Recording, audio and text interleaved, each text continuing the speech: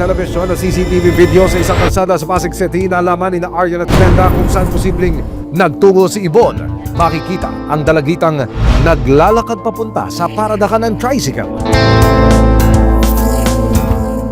Ilang saglit pa, sumakay siya at saka bumaba sa isang kanto. Pagbaba ng dalagita, naglakad ulit siya patungo sa isa pang kalsada. Yung eagerness niya makatakas, palala ng palala. Nang malaman ang posibleng kinaroroonan ni Yvonne, wala nang pinalampas na oras sa magina. Kasama ang resibo at mga tanod ng Barangay Pleasant Hills, sinimula na ni Aryan at Glenda ang pagsuyod sa mga kalsada at iskinita para hanapin si Yvonne. Unang pinuntahan ng mga tanod ang bahay ng kaibigan ni Yvonne. Walang inaano. Walang sinasabi. Ba't ganyan ka? Di ka naawa sa mama mo. Hindi ka sila. Binaybay rin ni Glenda at ng mga tanod ang isang hideout o tambayan daw ng dalagita kasama ang mga kagrupo. Pero maging ang mga tropa niya, wala raw ideya kung nasaan na si Yvonne. Dito po lang po ako. Kung sakaling pumunta siya rito, dapat pag-coordinate ka na lang. Sabi mo sa amin, chat mo kami, para hindi na rin kayo na bubulabog, hindi na rin kayo nadadami. Ha? Hanggang isang lalaking lumapit kay Glenda. Sabi sa'yo eh. Oo. Dinaanan din nila Glenda ang lugar na itinuro ng kaibigan ni Yvonne, pero bigo pa rin silang makahanap ang dalagita. Nagpatuloy sa paghahanap ang mga tanod ng barangay. Kami yung post na yung ganyan TV po sa taas lang. Agad na binalikan ng condominium kung saan huling namataan daw ang dalagita. Pero Nakausap namin ng isang residente doon. As per po sa magulang, wala po daw sa ngayon, negative pa po kaming info. hanggang sa dito na nila nakita ang dalawang kaibigan pa ni Yvonne. Hindi ba kayo nagsisinungaling? Hindi po. Masama ang lumayas. Tignan mo, nag-aalala yung mga magulang. Hindi nila alam kung ano na nangyari. Dapat makipagtulungan naman kayo. Nagpatuloy sa paghahanap ang mga otoridad at isinama ang dalawang dalagita patungo sa posible pa nilang pinagtataguan.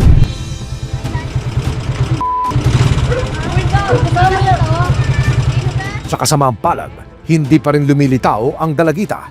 Kinabukasan, pinuntahan ng mag-ina ang PNP Substation 2 para magpa-blatter para sa missing person. Sa mga oras na ito, tila na panghihinaan na ng loob ang mag-ina sa paghahanap kay Yvonne. Pero sa hindi inaasahang pagkakataon, January 18, 2025, sa wakas, nakanap na rin ng mga opisyal ng barangay si Yvonne. Sa pahintulot ng mga magulang at barangay, ikinuwento ni Yvonne kung paano siya napasama sa grupo. Parang sinabi po kasi nila sa akin na parang second family ko na daw po yun. Tapos parang ginusto ko din po. Kaya napasali po nila ako. Hinahanap ko yung love po ng family ko sa iba.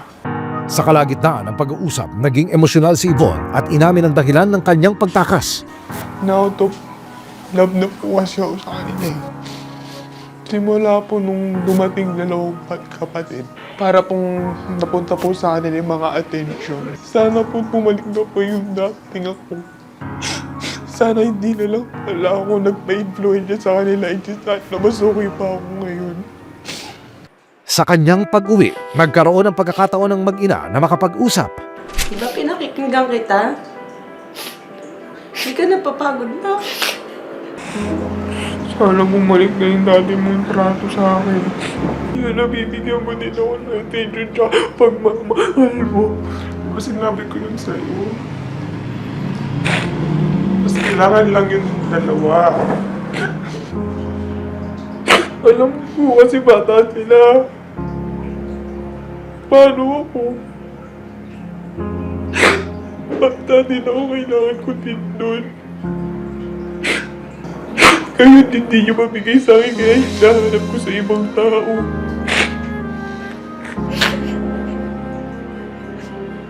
Pagod ka na, alam ko. Ha? Hindi ka naiiyak. Hindi ka na.